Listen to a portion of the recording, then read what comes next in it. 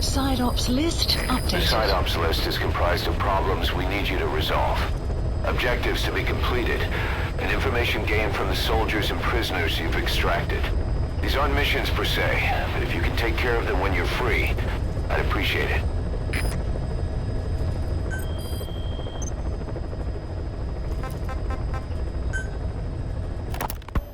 Kaz, what about the unit that attacked us in the mist?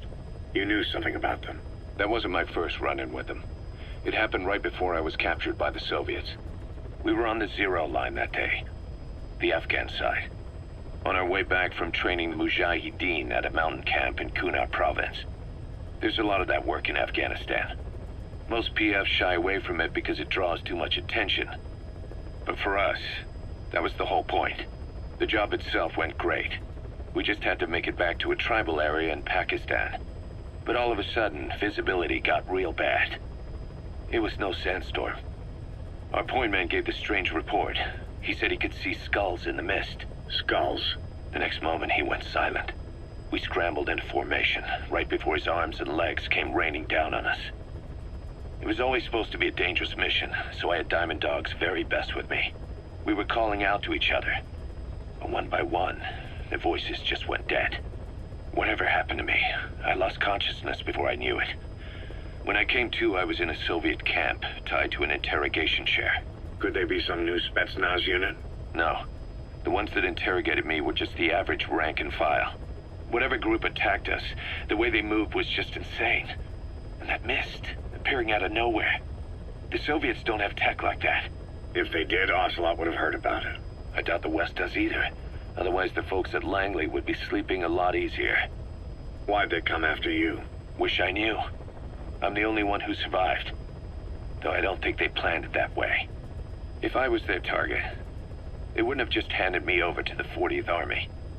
Whatever the case, we need to watch our step until we know who they really are. And boss, if you ever do run into them again, don't try to take them on. You just get the hell out of there. When I first started dealing with Zero, with Cypher, it was a somewhat parasitic relationship. Though, a mutually beneficial one.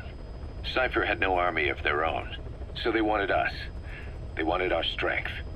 They approached me as a potential business partner. But they had other motives. Cypher coaxed us into Central America, into that US-Soviet proxy war, to fuel Mother Base's growth.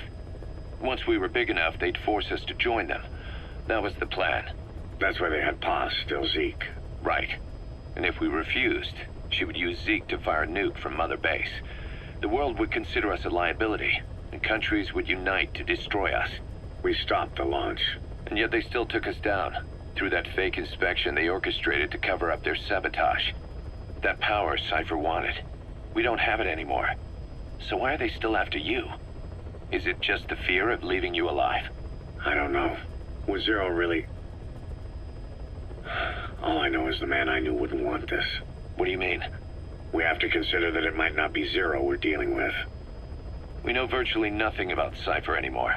How big they've gotten, what they want, or even who they really are. The new Mother Base started out as a test drilling rig operated by a mineral resources supplier, but their project fell through.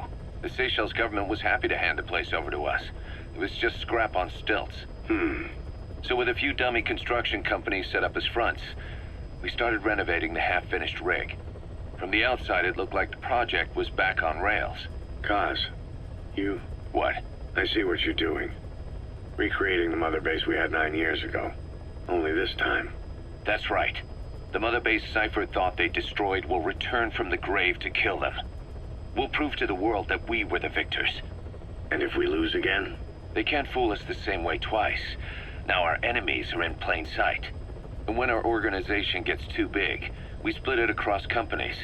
Any company that draws attention gets liquidated, and its capital is back-channeled into a new company. Most PFs are small-time operations anyway. And in this business, the minnows go bankrupt all the time. We've never aroused suspicion. Plus, we have Hewick. Hewick? Human Exploitation Company. It's a business specializing in intel gathering. Think of it as a civilian intelligence agency. Kaz, that's... Remember what they were trying to accomplish at the prison facility in Cuba? That gave me the idea. We dispatch moles into conflict zones around the world, and each sets up an intel network on site. Then they stay in place to give us stable points of contact when other nations intervene in the conflicts. Hewick's strength is that it has a cutout at each level. You get your job from one guy, then you hand it off to another. No one has direct access. It's a perfect black box. Hewick members also work their way into the superpowers intelligence agencies to make sure Diamond Dogs gets work. We have those countries by the balls. That's our deterrent when we need it. Networking? In the intelligence community? Sure, that's how we've grown this far.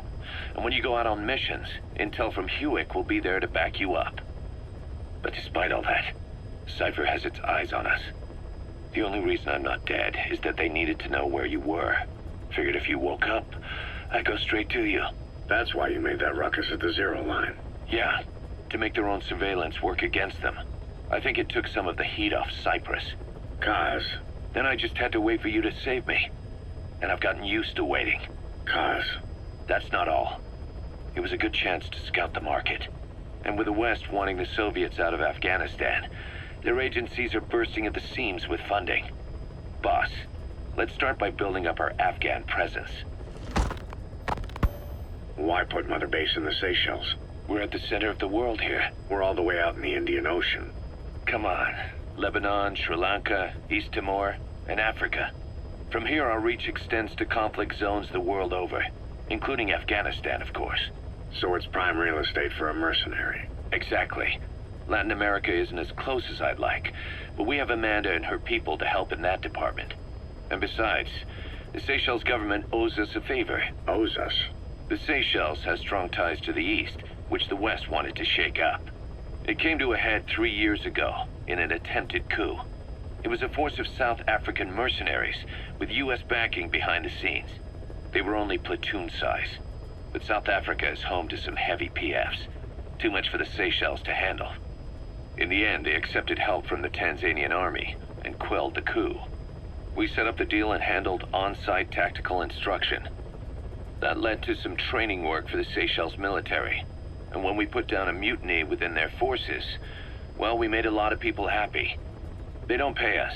They just let us have a piece of their offshore territory on the promise we'll come running if something else happens. So we're bodyguards, too. It's a good setup. We can only take Mother Base so far here. We'll have to find somewhere else when this place starts getting big. Aren't you being a little hasty? Nothing hasty about it. You're back with us now. So, Kaz, the ship that took us from Cyprus, it used to be a whaler. Yeah, a Japanese vessel. How was the voyage? It was... stimulating. Well, she was part of a whaling fleet up until a few years ago. Her displacement isn't anything to write home about, but she can really move. She still had plenty of life left in her, but then the work dried up. Global opposition to whaling has been mounting for years. Is that right? The push to ban it has been gaining traction for a little over a decade. Individual species came under protection as the years went on. And then 2 years ago, the IWC adopted a moratorium on commercial whaling. Several countries, including Japan, fought it to the bitter end. But eventually, most whaling companies had no choice but to throw in the towel. You ever tried whale snake? Can't say that I have. When I was a kid in Japan, practically everybody ate it. That good, huh? The country was poor in those days, and whale was cheap. International opinions changed since then. In any case, that's why we were able to get a bargain price on the ship. Of course, we did end up spending 5 times the purchase price in modifications. We had to really work to fit in all the ESM and communications gear while keeping the whaler look intact. Right now, she's going around conducting SIGINT missions. In the future, we plan to use her as a communications relay base between you and Mother Base, and also as a chopper resupply vessel. Diamond Dogs. The word diamond originally comes from the Greek adamas. It means indomitable, unyielding. Other words for the stones often mean eternal bond, fortitude, or purity.